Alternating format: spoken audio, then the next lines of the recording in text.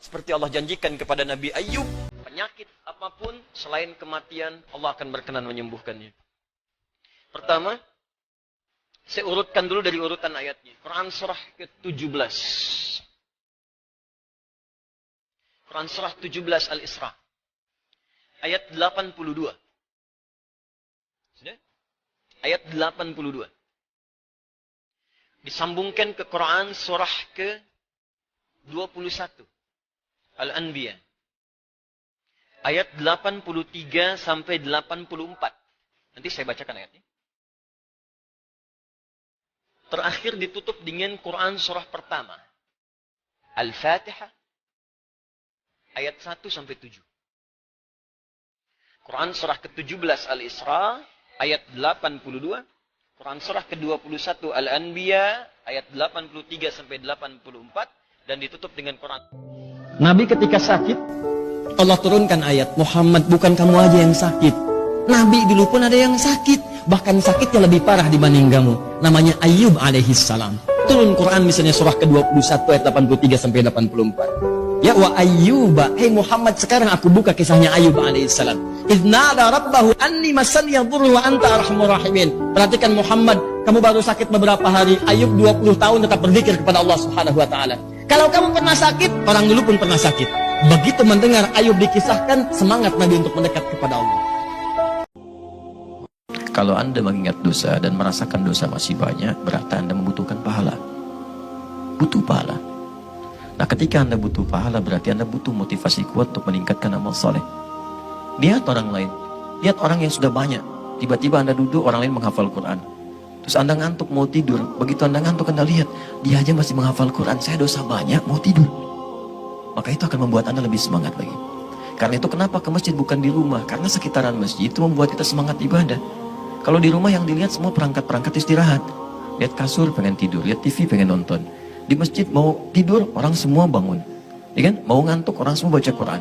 Apa Anda tidak malu Anda tidur sendirian? Sementara orang bangun. Awas, hati-hati, maaf. Lahwun itu yang tidak ada manfaat, gak ada isinya. Ngobrol sana-sini gak ada isinya. Cerita-cerita gak ada isinya. Daripada lisan dipakai cerita gak ada isinya, kenapa gak bisa dipakai baca Quran? Kenapa gak dipakai zikir? Apa Anda sibuk membuat tertawa orang lain sehingga satu saat Anda ditertawakan? Ayo silahkan sibuk bikin tertawa orang. Bikin cerita ini, bikin cerita itu, semua. Sampai laki-laki jadi perempuan, perempuan jadi laki-laki. Begini, begitu, begini, begitu. Demi Allah saya katakan, ayo luaskan rumah Anda. Ribuan hektar, kalau bisa bangun, ayo silahkan. Begitu Anda meninggal, lihat tempat meninggal Anda. Sekali-sekali main ke kuburan. Supaya Anda tahu tempat berpulang Anda itu cuma segitu tuh. Cuma 2 meter, cuma 3 meter. Sekarang Anda luaskan urusan dunia, Anda nggak punya perbekalan sampai ke akhir. Silahkan main-main, silahkan, silahkan. Bikin tertawa, dan suatu saat Anda akan ditertawakan oleh orang lain. Banyak orang gelisah itu cuma 2 saat tidur gelisah. Satu karena dunia, yang kedua karena maksiat. Jadi kalau Anda terlampau mikirkan dunia, capek ke bawah tidurnya. Orang sudah istirahat, ini masih memikirkan dunia. Bahkan dalam tidurnya masih ngobrol dunia. Gajiku kapan dibayar, gajiku kapan dibayar, dalam tidur. Jadi kalau tidur saja sudah tidak menjadi nikmat, maka kapan istirahatnya? Sama dengan pelaku maksiat. Ada orang yang bahkan dalam tidurnya masih mencela orang lain. Gara-gara kamu ini katanya, nunjuknya ke istri dia saat tidur. Jadi kalau dalam tidur saja tidak bisa bertobat, maka kapan Anda bisa mendekat kepada Allah? Nah, ada orang-orang yang tidurnya enak, ya makanya Nabi mengajarkan sebelum tidur istighfar. Selevel Nabi istighfar 70 sampai 100 kali. Astagfirullah, astagfirullah, astagfirullah. Baca ayat kursi, baca al-ikhlas, baca al-falaq, baca an-nas, baca al-mulk, baca. Begitu Anda baca. Demi Allah saya katakan, tidur tenang. Banyak dosa, mau ke surga. Dulu Nabi Adam nyicipin buah khuldi, dikit aja nyicipinnya. Salah, keluar dari surga. Antum ngaku banyak dosa, pengen ke surga. Pengen masuk. Bagaimana cara kita mendapatkan ampunan dari Allah supaya semua dosa-dosa tadi dihapuskan? Kata Nabi, bypass cara cepatnya. Kalau di dunia ada cara cepat, di dunia ada pengawalan cepat, maka dalam rumus akhirat ada rumus cepat untuk mendapatkan ampunan dosa. Apa itu? Dapatkan rahmat Allah Subhanahu wa taala. Dan ternyata di antara rahmat Allah itu diturunkan di majlis-majlis ilmu. Diturunkan di majlis ilmu. Karena itu para ulama dulu Kalau ada orang banyak berbuat maksiat, banyak berbuat dosa, maka yang pertama diarahkan kepada mereka, datangi Syekh Fulan, datangi alim Fulan, datangi majlis ilmu Fulan, minta bimbingan kepada mereka untuk bertobat. Saking pentingnya bakti kepada kedua orang tua, itu diletakkan urutannya setelah sholat 5 waktu, disejajarkan dengan amalan yang dicintai oleh Allah Subhanahu wa Ta'ala. Jadi kalau antum, maaf, ingin mencari amalan setelah sholatnya maksimal, yang dengan amal itu dosa bisa digugurkan, kedekatan bisa dibangun, cinta bisa diraih, ada orang tua. Makanya mumpung masih ada, ayo manfaatkan. Barangkali Allah titipkan kepada antum bukan ingin membuat antum lelah, barangkali ingin mengurangi, bahkan menghilangkan dosa-dosa yang melekat dalam diri antum, ingin menghadirkan cinta Allah kepada antum, ingin memudahkan aktivitas yang antum sedang jalani. Sesering katakan begini ya, sesering katakan, maaf ya, hasil kerja keras antum itu, kalau antum sukses, boleh jadi kerja keras antum cuma 30%-nya, 70%-nya, disitulah tangisan ibunda anda yang menangis di pertengahan malam. Makanya kalau anda ngaji ketemu guru yang ketat, berbahagia, itu tandanya Allah menginginkan anda mengaji dengan benar. Baca ta'awudz bu, a'udzu a'udzu billah, la bukan la. Masya Allah, 1 jam a'udzu aja tuh. Kalau sudah seperti itu jangan adu ke suami bu, papa ketat gurunya, yang lain aja. Tidak, anda masih mending. Dulu saya ngaji pertama kali talaqi, mau ngambil qiraat, datang ke salah satu syekh, masih untung saya sampai ke Al-Baqarah. Ada teman baru Al-Fatihah, Bismillahirrahmanirrahim, hasbuk ya bunai, cukup, pulang dulu ya, nanti kesini lagi.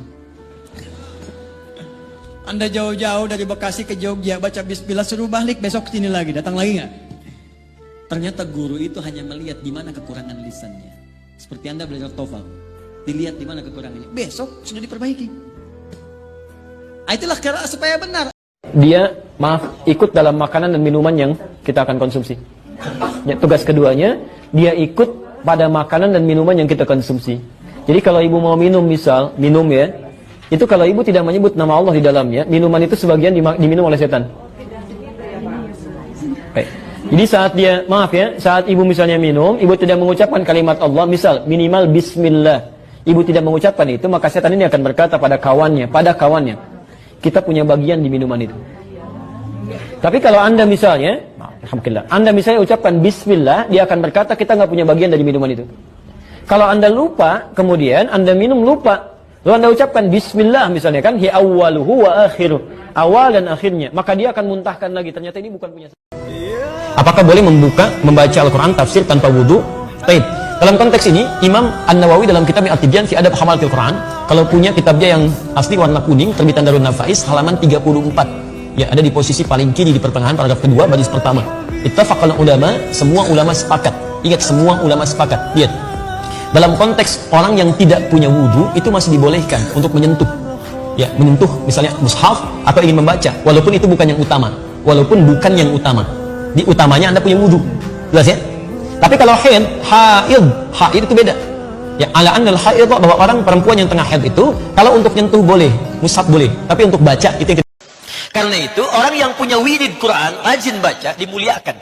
Orang yang sering baca Al-Mulk, maka jasadnya akan dirawat, dijaga di alam kuburnya. Orang yang sering baca Al-Waqi'ah, dilimpahkan rizki yang kemudian terbuka mudah untuknya. Orang yang rajin baca Al-Baqarah, Ali Imran, saat pulang di hari kiamat nanti dilindungi oleh 2 awan yang menaungi ka'annahuma ghamamatan. Hadiah. Makanya jadi ahli Quran, mulai dengan membaca. Biasakan, jangan sampai sehari nggak baca Quran. Baca. Bagi, bu, gampang pak, saya kasih rumus ya. Anda baru berdoa dengan menyebutkan nama Allah yang paling tinggi. Yang kalau disebutkan nama itu di awal doa, maka semua doa yang disampaikan akan dikabulkan, semua permintaan akan dijawab. Ini rahasia. Ini rahasia. Ada seorang sahabat, hadisnya sahih, dikutip kemudian oleh Sayyid Qutb dalam kitabnya Al-Aqaid Al-Islamiyah. Syekh Muhammad Nasiruddin Al-Albani pun mensahihkan hadis ini. Ketika Nabi selesai kemudian menunaikan salat, terdengar seseorang berdoa. Perhatikan doanya. Doanya menggunakan pembuka surat Al-Ikhlas.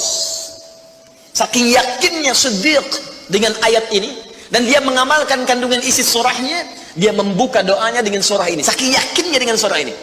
Perhatikan kalimatnya. Allahumma ushhidu bi annaka antal ahad as-samad alladzi lam yalid wa lam yulad wa lam yakul lahu kufuwan. Ada 2 waktu dikabulkan doa dengan cepat.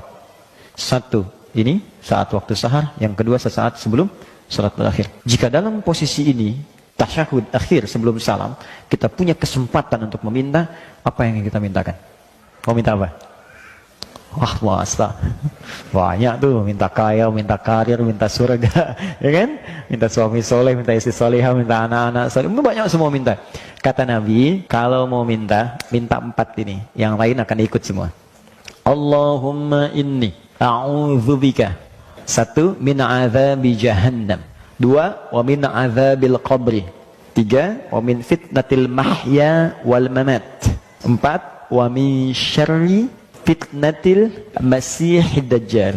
Kalau kita kerjakan ini dengan baik, bukan sekedar doa yang dikabulkan, tapi Allah akan bimbing kita selamat dari mulai hidup dunia sampai ke... Ternyata banyak rahasia di Al-Fatihah. Bahkan kalau orang benar baca Al-Fatihah, yang di hadis qudsi dikatakan, ya wa idza qala al-'abdu iyyaka na'budu wa iyyaka nasta'in, jika seorang hamba sampai membaca iyyaka na'budu wa iyyaka nasta'in dalam salatnya dan benar bacaannya, hadza baini wa baina 'abdi wa li 'abdi ma sa'al. Ini perjanjian antara aku dengan hambaku, dan apapun yang diminta hambaku saat ini aku akan kabulkan kalau benar bacaan. Ini sangat menarik gitu. Itu Al-Fatihah. Makanya setiap sholat, kenapa kita awali dengan bacaan Al-Fatihah? Karena kita bermohon, kalau benar bacaannya semua doa kita dikabulkan. Doa saat ruku, doa saat sujud, doa duduk di antara 2 sujud, kan banyak tuh. Rabbil firli warhamni wajburni warfa'ni warzuqni, minta rahmat, minta perlindungan, minta rizki. Kenapa banyak minta tapi nggak ada yang terkabul misalnya? Mungkin ada yang nggak benar dalam sholatnya, minimal Al-Fatihahnya itu belum paham, belum mengerti. Coba pahami lagi, cek lagi. Ini baru Al-Fatihah, Al-Ikhlas coba. Itu kalau dahsyat kalau paham. Hadis Muslim nomor hadis 828. Seorang sahabat bertanya pada Rasulullah sallallahu alaihi wasallam, "Ya Rasulullah, wahai Rasulullah, apakah makan kambing membatalkan wudu?" Apakah makan kambing membatalkan wudu? Kata Nabi, "La, tidak." Ketika dia bertanya, "Ya Rasulullah, apakah makan unta, ibil membatalkan wudu?" Kata Nabi, "Na'am, falyatawadda idza akala al-ibil." Ya, maka berwudulah ketika Anda memakan unta. Dari sini orang-orang yang tekstual menyimpulkan bahwa dalam konteks ini hanya unta. Di Arab yang tekstual, teksnya begitu, dipahami begitu. Hanya unta yang kalau dimakan maka itu yang membatalkan wudu, kemudian dia berwudu kembali. Sedangkan makanan selain unta itu diperkenankan, gak ada masalah.